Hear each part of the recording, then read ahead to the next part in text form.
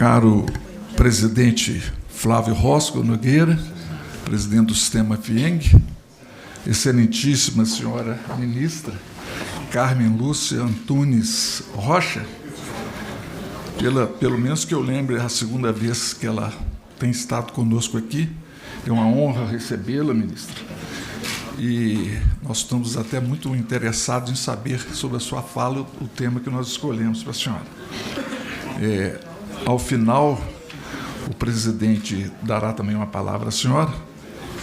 E eu gostaria, aí sim, pessoalmente, como brasileiro, reconhecer o grande trabalho que a senhora tem feito à frente do Supremo Tribunal Federal, não só como ministra, como sua presidente e como presidente do Conselho Nacional de Justiça.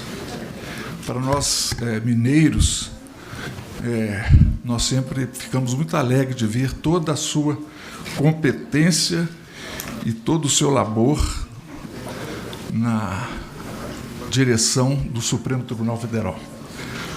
Então, pessoalmente, eu quero agradecê-la. Eu creio que eu posso agradecer também em nome da FIENG, né? Com certeza. Toda essa conduta da senhora junto ao Supremo Tribunal Federal. Obviamente que nós todos conhecemos a ministra. Ela acolheu com prazer, eu posso dizer, essa vinda aqui. Ela tem um outro compromisso logo após a sua fala. Então, eu vou passar imediatamente a palavra para ela fazer as suas considerações.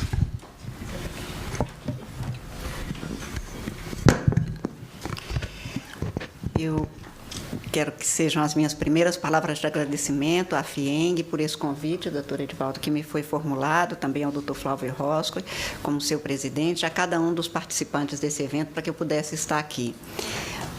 Os temas que constaram dessa programação, tenho certeza, servem para demonstrar a importância de espaços de estudo, discussão e interpretação, não apenas do sistema tributário de aplicação, das consequências, das referências que nós temos, mas como um exemplo de que é preciso cada vez mais que a gente discuta os grandes problemas nacionais, chegue a consenso sobre ele, mesmo quando não há consenso, quais são os dissensos que precisam de ser superados para que a gente tenha outras experiências.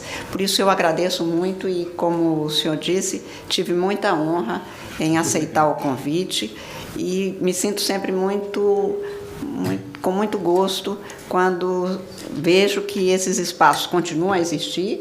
O senhor se lembrou, já estive aqui em outras ocasiões, e sempre este espaço que é aberto são espaços de discussão, de debates, e eu acho que é exatamente dessas conversas que nós podemos chegar a outras compreensões que possam aperfeiçoar as instituições, especialmente no momento como que estamos experimentando no Brasil.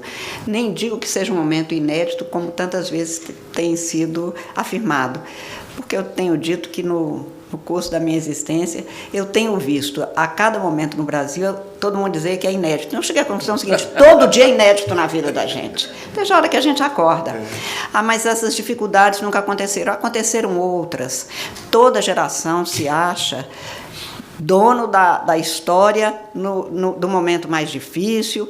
E eu acho que é um pouco mania de grandeza nossa, ao invés de termos a humildade de saber que, se nós nos juntarmos, promovermos as discussões necessárias e chegarmos aos consensos precisos, com certeza nós teremos o aperfeiçoamento das instituições. E é bom que se diga que, neste ano em que estamos a reverenciar pelo menos os 30 anos de vigência da Constituição de 1988, andamos como cidadãos, andamos como sociedade, muita coisa melhorou, há muita coisa por fazer, há agruras que a gente achava que já teria superado. Eu acho importante que as coisas se estampem, fiquem claras, até para que a gente tenha a convicção de que não superamos muitas dificuldades que temos na sociedade e no Estado brasileiro, mas é a partir do conhecimento de que não temos o melhor dos mundos. Acho que nenhuma geração vai poder dizer que tem, mas, com certeza, no mundo de hoje, no Brasil de hoje, não é fácil a gente conviver com os problemas que temos, e que é isso mesmo. Achávamos há 30 anos que, com o só advento da Constituição, já teríamos andado o suficiente. Acho que nenhum andar do ser humano é suficiente, por isso mesmo é que eu agradeço por essa oportunidade, doutor Flávio, doutor Edivaldo, por abrir esse ambiente propício à discussão. E o que me foi posto para que a gente pudesse fazer observações foi exatamente a questão dos 30 anos e do papel do Supremo nessa questão tributária e na questão dos conflitos federativos, dos conflitos tributários no curso desse período. Então, eu gostaria de fazer as minhas observações basicamente a partir de 3 pontos. Primeiro, um pouco e rapidissimamente, e tenho certeza que nessa jornada os senhores devem ter discutido desde a promulgação da Constituição até os principais problemas que nós vimos surgir e quais as soluções que foram apresentadas e as que não foram apresentadas ou que se transformaram em problemas, às vezes, até maiores do que a gente pensava que tivesse superado há 30 anos atrás. Mas queria fazer algumas observações para a gente lembrar o que tínhamos há 30 anos, o que temos hoje e quais são as perspectivas. A questão específica da federação, da formulação federativa e da repartição de competências, especialmente das competências tributárias na Constituição de 88, e do papel do Supremo Tribunal Federal no que é chamado de conflitos tributários, conflito federativo. E até mesmo vi que na programação os senhores devem ter hoje discutido sobre a chamada guerra fiscal. Então, eu gostaria de fazer essas observações dentro desses 3 tópicos. E eu começo rapidamente lembrando que há 30 anos atrás, ou há pouco mais do que isso, alguns dias a mais do que isso, 5 de outubro de 88, o Brasil viveu realmente um dia de uma grande festa cívica, democrática. Vínhamos de um período extremamente tortuoso politicamente, de ausência de liberdades, de ausência de direitos fundamentais plenamente exercidos, quer os individuais, quer os políticos. Primeira vez que eu votei para presidente da República foi já na década de 80, portanto, já quase com 30 anos de idade. E isto para lembrar que as liberdades individuais não eram respeitadas, as liberdades políticas não eram também respeitadas. Nós nem cogitávamos do que hoje nós estamos a falar, a proclamar em julgamentos, em leis, por exemplo, a cidadania fiscal. Isso é importante lembrar porque há uma tendência, talvez, ou não sei se uma tendência, mas não é incomum encontrarmos pessoas que sempre acham que as coisas estão péssimas no sentido de entramos num cânion jurídico. Não entramos. Nós já experimentamos fases muito difíceis e conseguimos sempre, com grande comprometimento e responsabilidade de todos os cidadãos, superarmos essas fases. Isso para dizer que eu não tenho, e de pronto já digo, já afirmo, o pessimismo fatal que algumas pessoas têm, que apresentam no Brasil. Não estamos, repito, vivendo fases difíceis no Brasil, em Minas Gerais, no Brasil ou no mundo. Mas eu sou uma cidadã e tenho uma experiência de vida agora. Não tenho nenhuma vocação para ser infeliz. Portanto, tenho o compromisso, eu acho, de ver o que deu certo, o que deu errado, como é que se sai disso, como é que faz, porque eu só tenho essa vida para viver. Por mais que nós, advogados e juízes, saibamos que o sistema brasileiro é de muitos recursos, ninguém me garante que, se aqui não der certo, depois eu vou poder apelar para Deus me dar outra chance numa outra vida. Por via das dúvidas, não tendo certeza da reencarnação, de uma vez eu quero ser feliz desse jeito. E não é fácil ser feliz nesse mundo que nós estamos vivendo, convenhamos. Não é? Ser brasileiro e ter como profissão a esperança está cada dia mais difícil. Ser um cidadão do mundo e você almoçar ou tomar o café, isto quem pode almoçar e tomar café todo dia, vendo uma televisão que te deixa num confronto direto com guerras, imigrações e pessoas num estado permanente de sofrimento, não é uma tarefa fácil. A nossa tarefa é de não ceder diante de uma desumanidade que nós vemos a cada dia, sendo que a gente tem que manter a nossa humanidade, na qual se contém a possibilidade de nos fraternizarmos, de nos solidarizarmos com quem sofre, sem abrir mão da sua perspectiva sempre de poder melhorar o mundo e de se melhorar. Então, há 30 anos atrás, nós tínhamos exatamente essa perspectiva, de que tínhamos chegado a uma Constituição.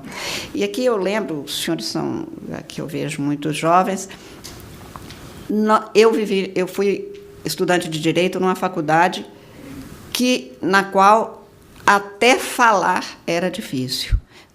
Hoje eu fico vendo que os meus alunos usam o espaço de uma sala de aula para discutir, por exemplo, sobre diretório acadêmico, porque se deixar, a maioria dos alunos não vota. A minha geração brigou para ter o direito de votar para presidente do diretório acadêmico. Por isso, nós sabemos bem o gosto de votar, o gosto de tentar convencer o outro e de, quando a gente não convence, continuar sabendo que o outro, que pensou diferente, que fez outra escolha, tem o direito legítimo de exercer aquilo para o qual ele foi escolhido com uma atribuição específica.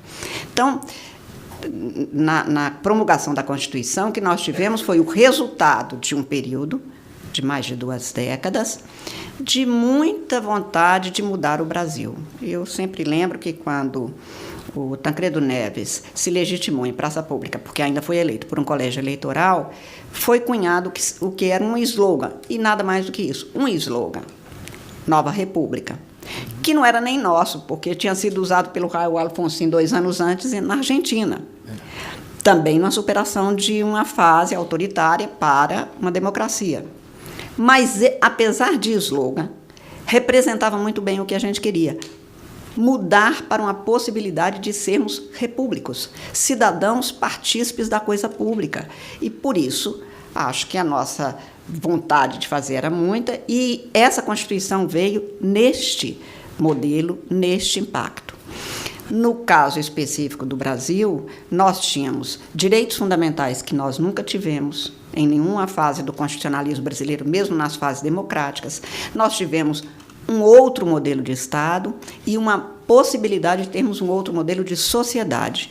E aí eu chamo a atenção que hoje o princípio mais importante do direito no mundo, o princípio mais importante do direito constitucional no mundo, o princípio mais importante da Constituição brasileira, o princípio mais importante do constitucionalismo e do direito brasileiro é o princípio da dignidade da pessoa humana, que está expresso pela primeira vez no constitucionalismo brasileiro, no artigo 1º da Constituição. E esta é uma grande mudança, porque é o ponto de partida e o ponto de chegada, tanto da experiência do Estado, cidadãos no Estado, como na experiência de sociedade. E por isso é que eu digo que eu tenho bem os pés no chão para saber que não é tarefa fácil continuar acreditando que é possível a gente, se felicidade são só umas horinhas de descuido, como dizia Guimarães Rosa, também é certo que a gente não quer viver na tristeza permanentemente. Então, pelo menos alguma alegria a gente tem que buscar. Esta procura não tem sido fácil, porque você convive com situações que eu, particularmente, jamais imaginei que eu ia conviver. Os novos degredados filhos de Eva trançando pelo mundo sem ter onde parar e sem ter um lugar seu garantido na sua dignidade humana. Mas isto, para nós brasileiros, é uma conquista de algumas gerações, que é positivado formal e expressamente no artigo 1º da nossa Constituição. E aqui eu lembro que nós estamos conversando sobre esses 30 anos da Constituição com tanta frequência, porque Constituição é lei. Não é aviso, não é proposta, não é sugestão, é lei. É a lei que dá os fundamentos do Estado e que dá os princípios de convivência nessa sociedade. E, por isso mesmo, tudo que nela se contém não tem nada de inútil, nenhuma palavra que não seja aplicada e que precisa de ser compromisso de cada cidadão brasileiro, e eu acho que é. Acho que mudou para melhor o Brasil quando eu percebo que, quando estudava na década de 70, 77, por aí, só aqueles que integravam o sistema de justiça, ou estudantes e professores de direito, ou os juízes, membros do Ministério Público e os advogados, é que sabiam de uma Constituição. Hoje, os cidadãos brasileiros sabem da Constituição, que há poder judiciário, sabem os nomes dos juízes do Supremo, palpitam, Todo cidadão brasileiro é o 12º ministro do Supremo. Canso de entrar em táxi aqui em Belo Horizonte, o táxi... bom te encontrar, Carmen. Vou te contar. Aquele voto seu não foi bom. E aí ele me explica a Constituição. Outro dia um me falou, a minha mãe não gosta de você, mas eu vou te levar assim mesmo. Mas eu nem conheço a sua mãe.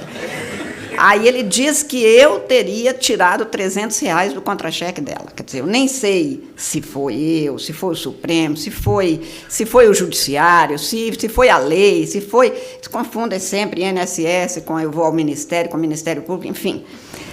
Não tem a menor importância para mim. Eu acho um ganho, o cidadão brasileiro sabe disso.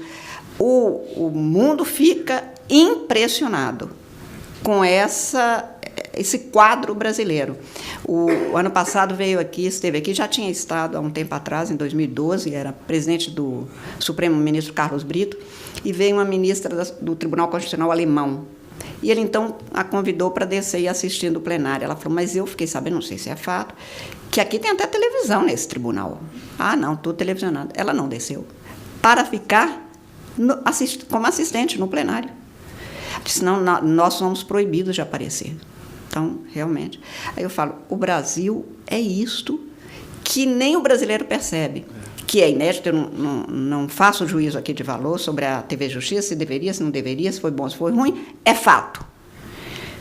E um fato que agora caiu no gosto do povo. Quer dizer, as pessoas elas até falam sempre assim, assisti a TV Senado, estou achando que a senhora, outro dia me falou, a senhora parece muito com a ministra que tem lá. Falei, não, a senhora Carmen Lúcia, sou. Ele falou, como televisão melhora as pessoas, não? Um espetáculo que eu acho o cidadão brasileiro, sabe? É uma coisa. Eles estão lá. Eles assistem, palpitam, falam, comentam, tudo que se quer. Né? Canso de encontrar gente que fala, nossa, mas na televisão a senhora é grande, assim. Pequenininha a senhora, não. É isso. Eles sabem, o cidadão sabe. Esta é uma grande mudança. O Poder Judiciário, que no início da década de 70, um ministro, então presidente, ministro Aliomar Balieiro, um dos maiores tributaristas que o Brasil conheceu, escreveu um livro, Supremo Tribunal Federal, Esse Outro Desconhecido. Eu fico imaginando o que o Aliomar Balieiro escreveria hoje, porque a gente queria que tivesse até muito menos conhecimento de juízes, e o Supremo fosse conhecido por ele, e não nos seus integrantes. De toda sorte, para mostrar apenas que a Constituição é uma realidade do Brasil. Não é perfeita, não há Constituição no mundo perfeita, a Constituição é uma obra do ser humano, e toda obra do ser humano é imperfeita. A perfeição não tem fórmula. Se tivesse, alguém já teria descoberto isso e teria entregue a todo mundo. Ora, um país como o Brasil, que tem várias humanidades, não é que tenha só desigualdade. No mesmo dia, nós temos pessoas que precisam de andar 2, 3 dias para chegar a um município, a uma cidade onde tem um posto de saúde ou um hospital. E tem outros que podem ir de avião para ser atendido no melhor hospital numa outra cidade, ou até fora do Brasil, às vezes. Esses dois são cidadãos brasileiros. Esses dois vivem sob a égide dessa Constituição. Esses dois o Brasil tem que atender. Eu já disse em mais de uma ocasião, inclusive em votos, que fala-se muito que não, o Estado não pode ser mínimo, o Estado tem que ser mínimo, não pode. Eu disse, não existe Estado mínimo e Estado máximo. O Brasil é o Estado máximo para muitas categorias, inclusive empresariais, muitas vezes, quando desonera fiscalmente sem a contraprestação. E o Estado é mínimo para aquele que tem 3 filhos, está desempregado e não tem um posto de saúde perto para um atendimento de emergência. E ele tinha que ser máximo para esse. Portanto, essas formulações atribui-se ora a Roberto Campos, ora a Delfim Neto, ora a alguns brasileiros de muitas décadas atrás, ora ao próprio Pedro Malan, que para cada grande problema sempre existe uma solução fácil, e, em geral, errada. Eu digo porque a formulação parte de pressupostos errados. Pega uma formulazinha, às vezes uma expressão, e ela calha muito bem de ser repetida. Nem sempre ela traduz uma realidade, e é preciso que a gente tenha isso como consciência num país como o nosso. O Brasil somos todos nós. Se der certo, dá certo para todo mundo. Se der errado, também dá errado para todo mundo. Que ninguém fique achando que o erro do outro é muito bom porque vai se aproveitar de alguma coisa. Nós somos um povo, com as suas diferenças, as suas divergências, mas continuamos a ser um Brasil. E o fenômeno que levou a isso foi exatamente essa Constituição, numa formulação jurídica de que modelo de Estado tínhamos. E no artigo 1º da Constituição já se traduziu a grande mudança, não apenas pelos seus princípios, mas porque se tem que a República Federativa do Brasil, formada pela União Dissolúvel de Estado, Distrito Federal e municípios, essa é a primeira Constituição que inclui o município na federação, que foi criticado, inclusive pelo maior constitucionalista, talvez, que Minas Gerais tenha tido na segunda metade do século passado, que foi o professor Raul Machado Horta, no tema específico de federação. E ele criticou essa inclusão. O certo é que nós somos um povo que tem no município a sua identidade. Pergunta-se para o norte-americano de onde ele é, ele normalmente faz a referência ao estado. Sou do Texas, sou da Califórnia. Pergunta para um brasileiro de onde que ele é, sou de Curvelo, sou de Baipendi, sou de Porto Alegre. A referência nossa é o município, porque o município veio antes do estado no Brasil. Portanto, quando se introduziu é que os serviços básicos que foram entregues ao município precisavam de recursos e, portanto, na repartição de competências precisava de ser contemplado como ente da federação. Foi essa a escolha do Constituinte. Eu também não faço juízo de valor aqui se é certo ou se é errado. Este é um dado do direito brasileiro e está no artigo 1º. Há que ser cumprido, portanto. E eu também gostaria de lembrar que o Rui Barbosa tem uma feliz expressão em que ele diz: um Estado naturalmente federativo, como o brasileiro, naturalmente no sentido de que é da natureza do Brasil ser uma federação. Porque quem já tiver tido a experiência, e eu já tive, de no mesmo dia você ir a um município no sul do Brasil e no mesmo dia você ter de estar, no final do dia, no norte, o som da língua é diferente. A forma de conversar, as gírias usadas, é completamente diferente. Somos naturalmente federativos. Temos diferenças muito grandes, ao contrário de outros estados. E por isso é que a composição precisa de contemplar tudo isso em todos os setores. O coração da federação é o regime de repartição de competências, que também se alterou significativamente nessa Constituição de 88. Que eu queria só fazer uma rápida referência, que acho que nesses 30 anos a República se aperfeiçoou. Os institutos republicanos se aperfeiçoaram no melhor sentido, mesmo com as dores que nós estamos vivendo nos últimos anos, por terem estampados tantos problemas que nós temos, especialmente no campo da ética. Não conseguimos superar questões políticas graves, conseguimos superar questões econômicas graves, como a inflação, que dominava o cenário década de 70, década de 80, década de 90, mas não conseguimos ainda superar o mínimo de ética para o Estado e para a sociedade. Não apenas para o Estado. Claro que no Estado, como servidora pública, digo que é meu dever constitucional, legal, de me manter exatamente com a melhor conduta ética, melhor no sentido de excelência que a Constituição exige. Mas a sociedade também. Do cidadão também se exige ética. E é preciso que a gente traduza isso numa inibição grave e que vem acontecendo da corrupção que domina o cenário nacional e que dominou por séculos e séculos. Quem lê Coronelismo, Inchado e Voto, do Vitor Nunes Leal, haverá de saber que não tem nenhuma novidade, o que não significa que seja aceitável. Freud explica, mas não dá jeito, como eu sempre digo. Está explicado historicamente e continua sendo inaceitável como era antes. Só que agora nós temos instrumentos e instituições e, principalmente, uma cidadania ativa e vigilante que não aceita mais apenas a repetição de que sempre foi assim, tem que deixar de ser. Demorou demais para deixar de ser.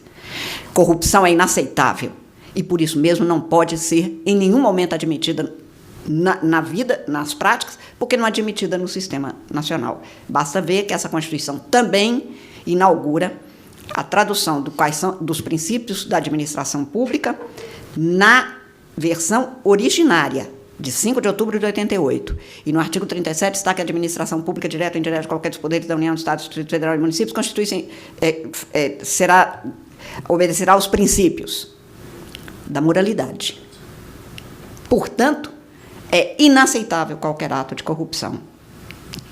Qual é a novidade? A novidade é que agora nós estamos perseguindo corruptos e corruptores e, por isso mesmo, estamos atuando contra eles para punir aqueles a que se chegar no sentido de terem atuado contrariamente à Constituição e às leis do Brasil e ao sentimento de ética do brasileiro e ao sentido de ética do brasileiro. Então, eu acho que alguns dados que hoje nos ferem e nos amarguram, e nos sentimos amargurados mesmo, de ter que ver práticas que eram para ter sido superadas muitas décadas atrás, nem por isso deixa de trazer a esperança de que, com a coragem que nós estamos tendo de combater essas práticas, efetivamente nós estamos mudando um quadro, que era um quadro repetido e inaceitável.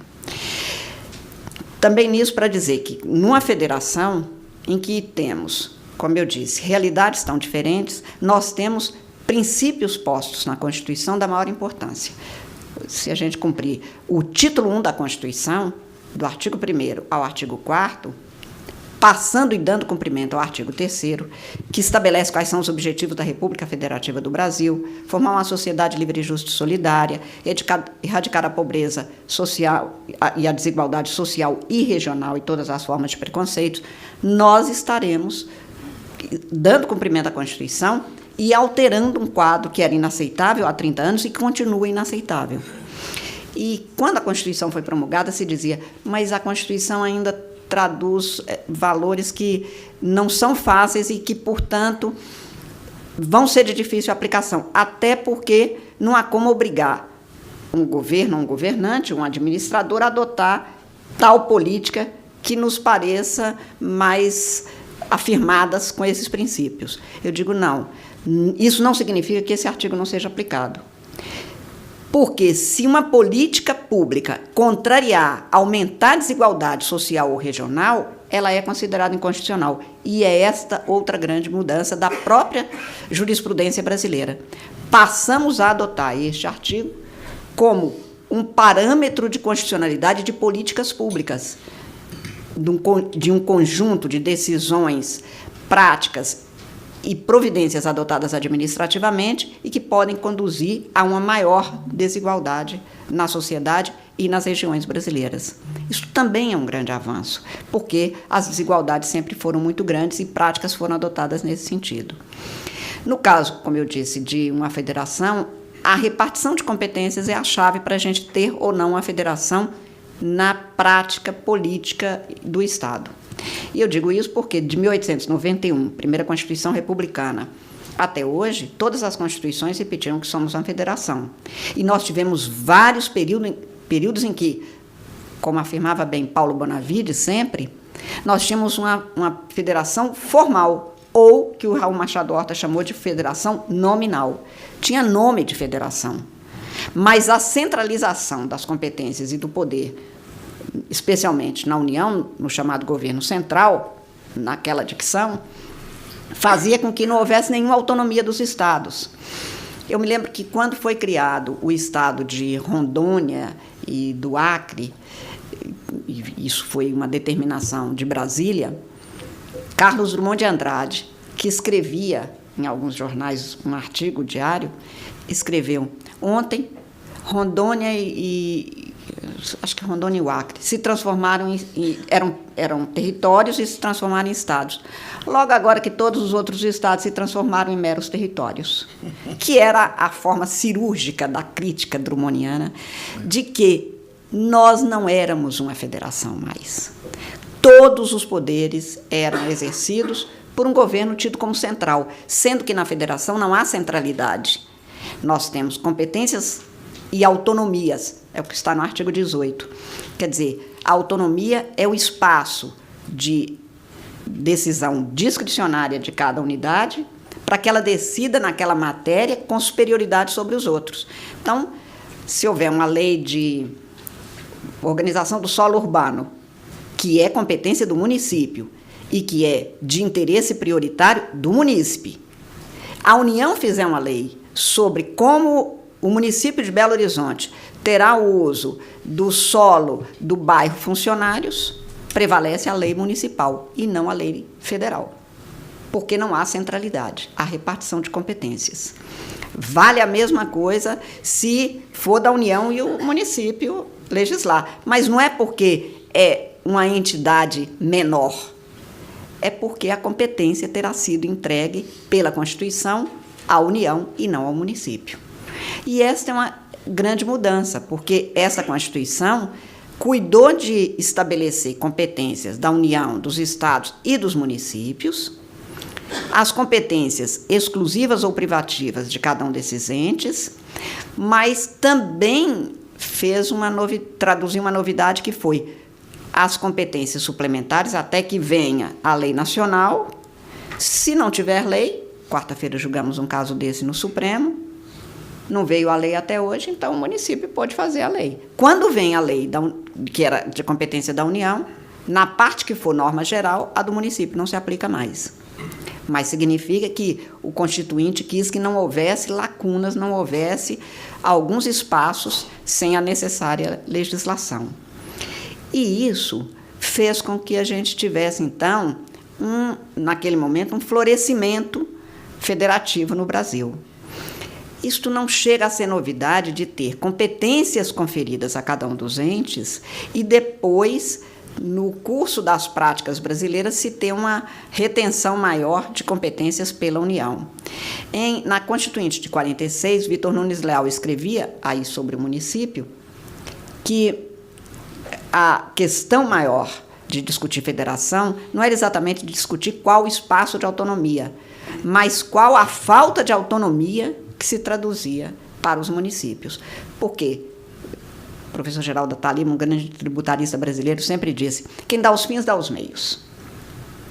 E ele repetia muito isso para dizer exatamente que não era possível continuar tendo federação no nome do Brasil, na opção de forma de Estado no Brasil, e não entregar aos entes a necessária condição de fazer face às demandas decorrentes destes encargos, dessas competências.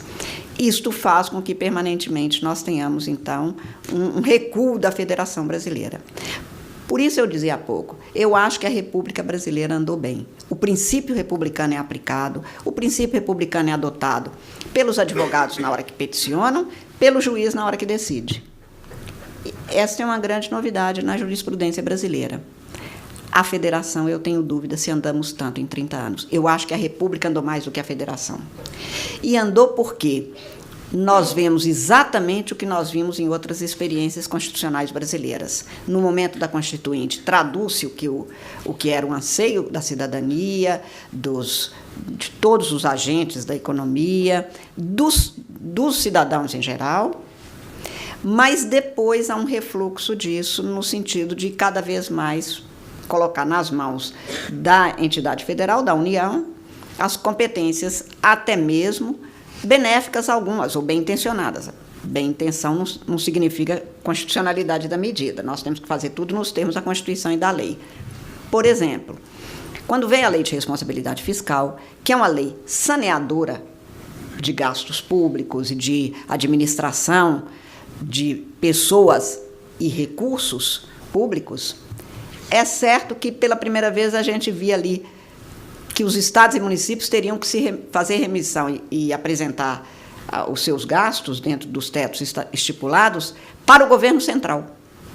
E, como eu disse, essa expressão já é um pouco o uso do cachimbo, fazendo a boca torta, de que sempre acaba voltando. Há poucos dias eu vi uma proposta apresentada no sentido de que, para reter os gastos de todos os poderes, era preciso criar o CIAF, o cálculo, estender uma coisa como essa, um instrumento como esse, para estados e municípios. Eu dizia, bom, e daqui a pouco nós vamos de novo centralizar tudo em nome da moralidade, em nome da melhor administração de recursos, e é assim que se acaba com a federação. Ao invés de entregar ao cidadão instrumentos para que ele faça o controle do gasto de acordo com a lei e com as necessidades de cada grupo de pessoas, nós centralizamos em Brasília, o que não é bom. Primeiro, porque eu acho que há uma necessidade cada vez mais sabermos que o cidadão é quem mais pode dizer em Espinosa como é que se gasta, se está gastando de acordo, e entregue a ele a responsabilidade por esse controle.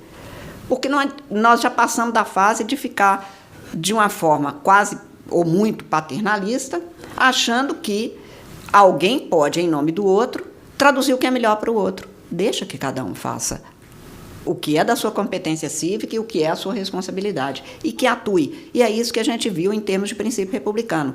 Concursos públicos não eram feitos, e começaram a denunciar e entrar em juízo, e cidadãos hoje usam a ação popular como nunca desde a década de 60, quando veio a lei de ação popular.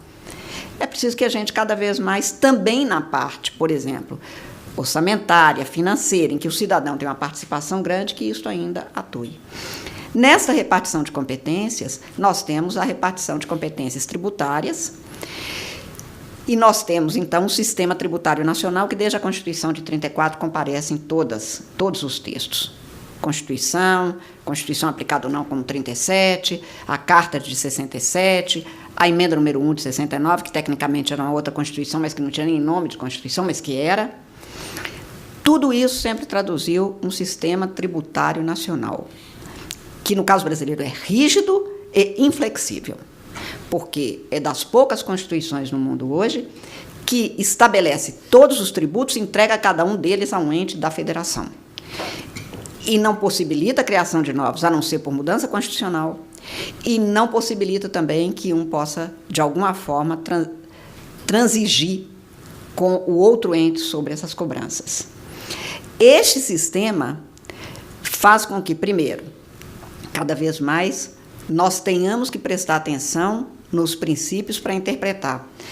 O Alfredo Augusto Becker dizia que há dois momentos no sistema tributário, o da criação da norma e o da interpretação da norma. E no caso brasileiro, eu acho que nós temos hoje a criação da norma, a interpretação da norma e a aplicação e eficácia da norma. A eficácia jurídica e a eficácia social. A eficácia jurídica é essa que nós, do sistema de justiça, fazemos.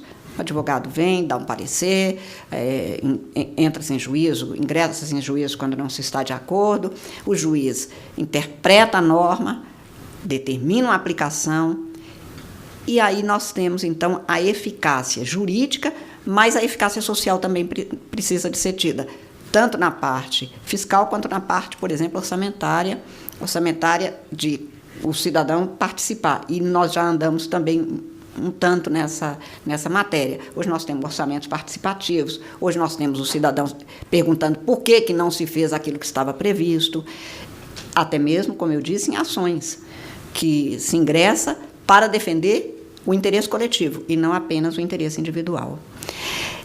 Nessa repartição de competências, quando a Constituição foi promulgada, se dizia: entregaram tantos direitos sociais que é muito difícil ter recursos suficientes para fazer face a isso num Estado que possa também manter o desenvolvimento. Esta crítica veio antes da Constituição ser promulgada. E se ela tem algo de correto, e deve ter, ela foi gerada não pelo sistema, que sequer tinha sido aplicado. Aliás, como eu disse, foi antes da promulgação da Constituição que começaram essas críticas. O que ocorre, basicamente, é que a Constituição tinha garantido direitos sociais. Essa era uma novidade que nem sempre agradou, principalmente aqueles que estavam acostumados com o modelo de Estado, no qual o cidadão era muito mais figurante do que protagonista, como passou a ser.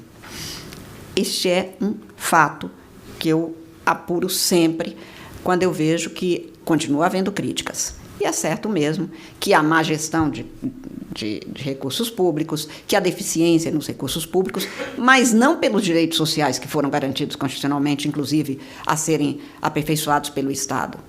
Em grande parte decorre mesmo ou de ineficiência de gestão, ou de ausência de condições daquele que seria responsável pela administração econômica e financeira do Estado, ou por interesses que sobrelevaram interesses particulares sobre o interesse público, que é o único que tem que prevalecer nesse espaço. Tudo isso a dizer que nós temos um sistema tributário constitucional, rígido, inflexível e exauriente. O cumprimento dele deveria ser fácil, não é. O cipoal de normas tributárias no Brasil e do direito tributário no Brasil continua fazendo com que um brasileiro, num dado da Comissão de Assuntos Econômicos do Congresso, o ano passado, tenha levantado que um brasileiro gasta, em média, 2.000 horas para cumprir a legislação tributária em vigor.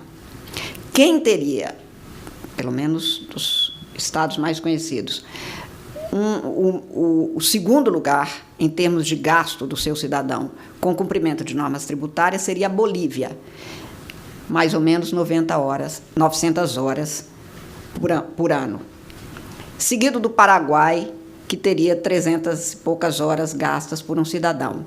Tudo isso a demonstrar que há algum problema grave que continua persistindo no Brasil. Mesmo quem quer cumprir rigorosamente a lei tem dificuldade, tal a quantidade de normas em vigor, tal a dificuldade de interpretação coerente do sistema, e principalmente porque essa é uma especialidade que demandaria uma grande perfeição, ou pelo menos disposição de aperfeiçoar os institutos, já na formulação das normas. Porque na Constituição está como sistema, na verdade, um subsistema constitucional, mas o sistema tributário é o subsistema. Quando vão formulando-se mudanças, e essas mudanças não estão inteiramente coerentes com o sistema, alguma coisa vai ficar fora de ordem. E quem vai pagar sempre será ou o cidadão, ou a empresa, ou em detrimento do todo, portanto. Este é o desafio maior que eu vejo hoje na Federação Brasileira. Também, como ela é exauriente, a legislação, e aqui eu estou falando do bloco da legalidade, incluída a Constituição, fez com que acontecesse isso que ficou conhecido como a chamada guerra fiscal. Os estados mesmos tentando, de alguma forma, chamar para si algumas empresas ou serviços mediante formulações que implicavam sempre em ônus para o outro estado, que não aceita isso. E aí nós temos, permanentemente, um Estado nacional, que chama o Poder Judiciário para decidir lides. O Supremo Tribunal Federal é, hoje, chamado em quase 14% em matéria tributária, das ações, dos processos que lá tramitam. É o terceiro tema mais constante no Supremo. Em primeiro lugar, é o administrativo, que é de administração e servidores públicos, e questões que dizem respeito à administração de uma forma geral. O segundo é penal, que não é por ações penais específicas, mas porque o núcleo fundamental do constitucionalismo é a liberdade. Então, eu recebo uma média de 10 novos habeas corpus por semana, matéria penal, por isso é que é incluído. Não significa que nós tenhamos quase 17%, 19% de matéria penal com ações penais, mas com questões que dizem respeito ao direito penal. E o terceiro é a matéria tributária, que vai desde questões entre particulares e o Estado, e entre os entes da Federação. Como o Supremo é, por força da norma constitucional, guarda da Constituição, como ele é o garante da Federação, ele se tornou o garante da rigidez do sistema tributário, que é o que garante a Federação, o modelo federativo adotado. E aí nós temos várias questões que são novas, algumas eu acho positivas. Por exemplo, em 93, eu acho, foi a primeira ação direta de inconstitucionalidade questionando a validade ou não de normas.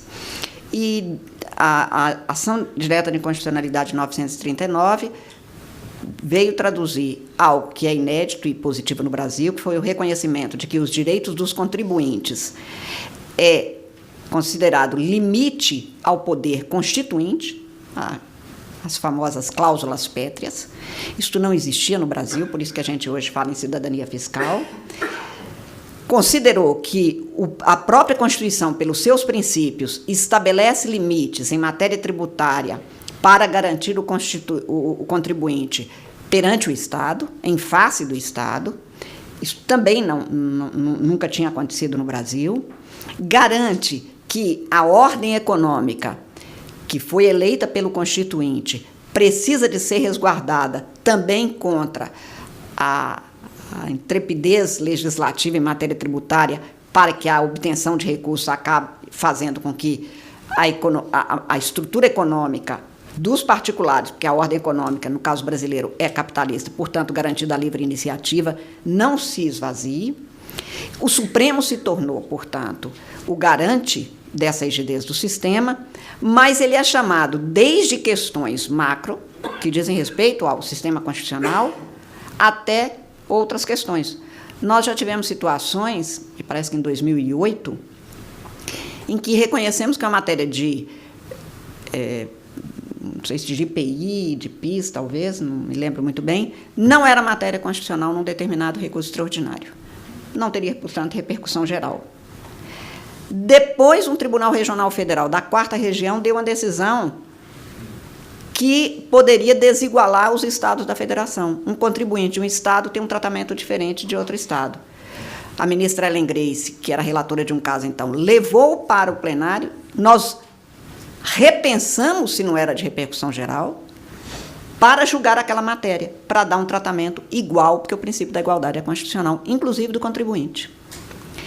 Isto faz com que algumas matérias tributárias, incompreensivelmente para o cidadão, demorem um tempo para se consolidarem dentro de uma interpretação constitucional, por causa dessa pluralidade de casos e de processos que tramitam no Brasil.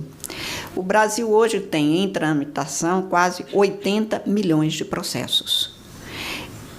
Há de se convir que, para chegar ao Supremo, ser reconhecido como repercussão geral e ser julgado, por exemplo, em matéria tributária, isto faz com que várias decisões estejam sendo tomadas até que chegue ao Supremo e que garanta a segurança jurídica, eu diria a segurança jurídico-tributária, tanto para o contribuinte, pessoa física, quanto para o contribuinte, por exemplo, empresa.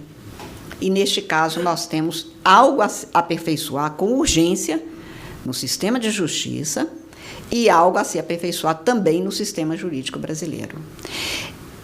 Ao contrário de muita gente que acha que o sistema constitucional tributário é um sistema confuso, eu acho que ele não é confuso. Pelo contrário, esse modelo adotado no Brasil, de ser rígido e exauriente, pelo menos no que se refere aos impostos, é um sistema claro.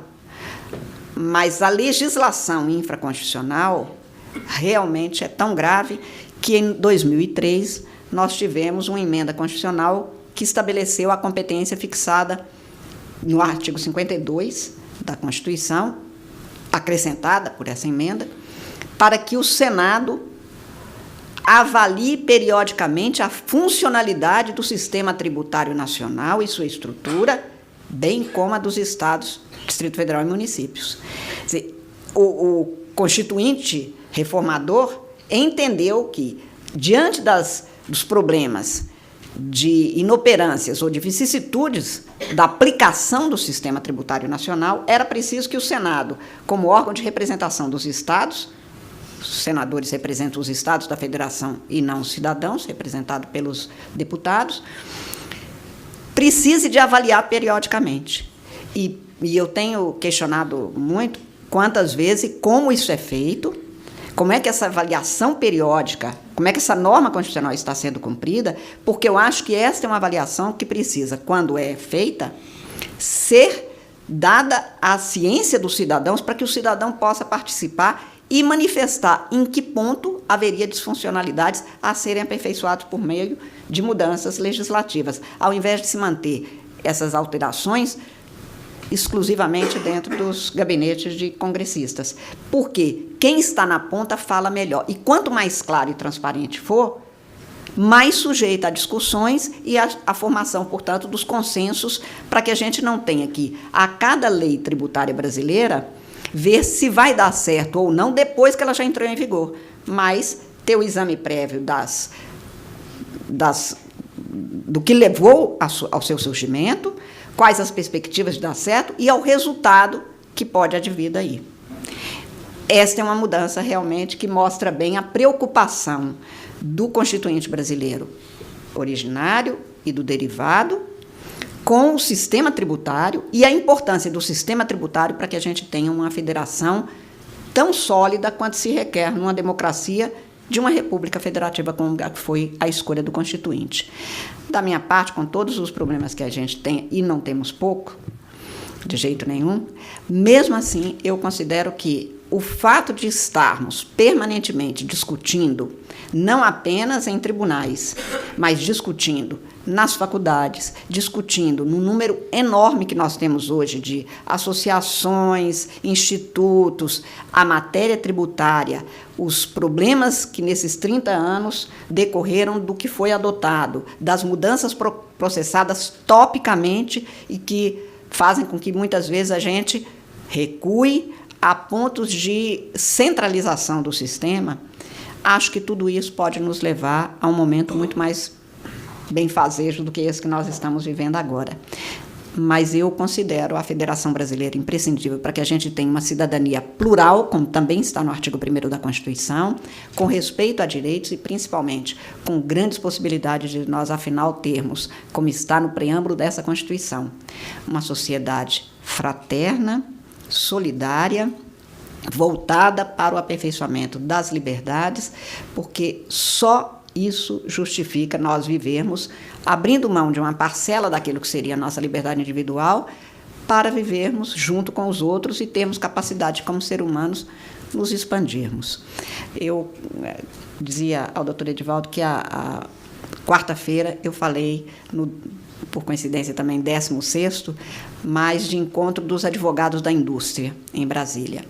E, no final, dizia, olha, o compromisso da Constituição ser cumprida e de cada um de nós fazer nos seus espaços profissionais e cívicos, com que realmente nós tenhamos o que nela se contém, é nós nos comprometermos em tornar cada vez mais eficazes os direitos constitucionalmente estabelecidos, os direitos, os deveres e as responsabilidades de cada um de nós. E, por isso, eu lembrava a eles e termino lembrando que também o Drummond tem uma frase onde ele diz que as leis não bastam, os lírios não nascem das leis, para dizer que o que faz florescer uma democracia, uma sociedade melhor, com toda certeza, é, a partir da lei, nós tornarmos suficientes outras práticas sempre adotadas de acordo com elas. Eu acredito que nós estamos num caminho que não tem sido exatamente um caminho de facilidades, mas que 209 milhões de habitantes, primeiro, podem e, segundo, merecem um país que realmente seja o que a Constituição proclama já no seu preâmbulo. Muito obrigada aos senhores.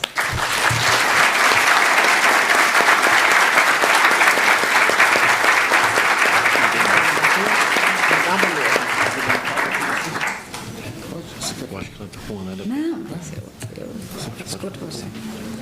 Doutora... Aqui não escutaria o presidente. Doutora Carmen Lúcia, eu vivi a minha infância numa cidade que chama Espera Feliz.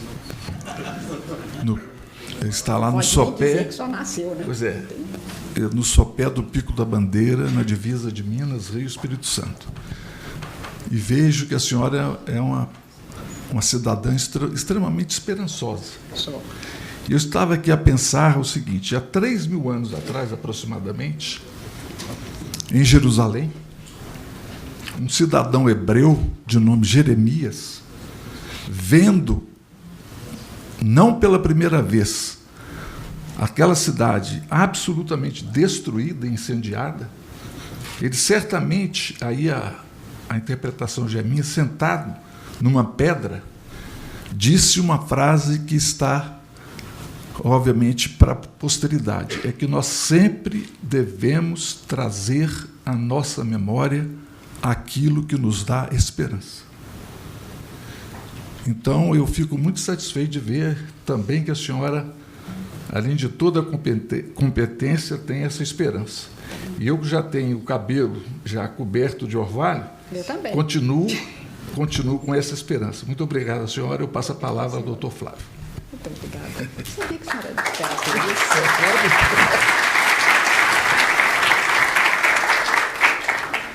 Bom, ministro, queria agradecer a presença e foi uma honra ouvir a senhora e também fortalecer a nossa esperança no nosso sistema, que eu acho que os brasileiros viveram um momento, como a senhora disse, não é inédito, vivemos uma série de momentos inéditos, né? Mas acredito que essas eleições foram um marco da participação, houve um envolvimento de fato da sociedade, mesmo que haja polarização, houve envolvimento de ambos os lados. Isso, eu acho que é um fortalecimento da cidadania, né? Da importância do eleitor, do seu voto, da consciência, e que foi um pouco resgatada, já teve no passado e estava um pouco dispersa. Então, acredito que esse tipo de, vamos dizer, de conflito entre lados A e B, eventualmente fortalece o próprio sistema. E tenho certeza que, diante desse desafio, a sociedade irá se mobilizar para entregar ao Brasil o que os brasileiros merecem, né? Que eu acho que a Constituição é um papel, né? Quem tem que fazer e garantir com que o Brasil seja o país do futuro, que a gente escuta desde tenridade, somos nós brasileiros. Quer dizer, não adianta achar que a ministra vai resolver, que o presidente vai resolver. É a consciência de que nós, brasileiros, é que podemos fazer a transformação. Esse poder está em nós mesmos, está no cidadão e na nossa atuação junto à sociedade. Então, eu acho que esse é o grande convite que o Brasil atual está fazendo, na verdade, para que a sociedade entre e participe de maneira mais efetiva do nosso processo democrático e também das nossas escolhas enquanto país. Então, ver a senhora à frente do Supremo Tribunal foi um orgulho para mim enquanto mineiro, tenho certeza que para vários aqui, e por isso mesmo nós gostaríamos de prestar uma homenagem à senhora e lhe entregar uma placa. Uma placa,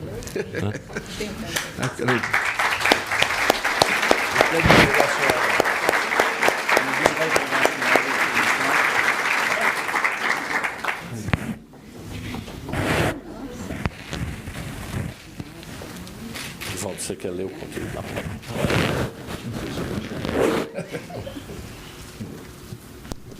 A ministra Carmen Lúcia Antunes Rocha.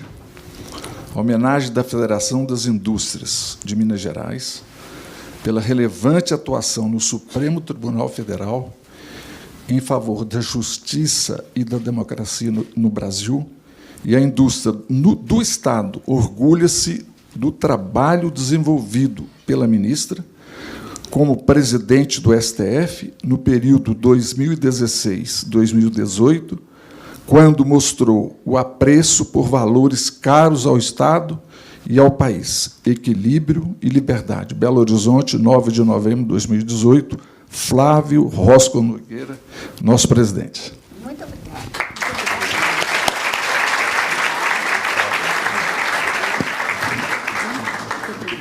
Nós queremos também entregar umas flores à senhora.